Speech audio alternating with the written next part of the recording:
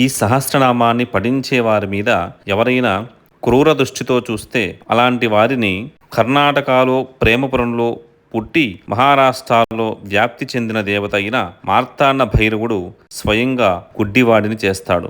లలితా సహస్రనామ భక్తుని ధనాన్ని ఎవడైనా అపహరిస్తే ఆ దొంగ ఎక్కడ ఉన్నా వాడిని క్షేత్రపాలకుడు శివుడు చంపుతాడు.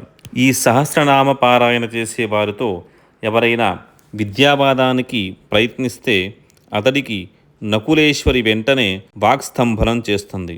ఎవరైనా రాజు ఈ సహస్రనామ పారాయణ చేసే వారితో శత్రుత్వం వహిస్తే ఆ రాజు చతురంగ బలాలను వారాహి తంత్రప్రసిద్ధ అయిన దండినీదేవి స్వయంగా నిర్మూలిస్తుంది.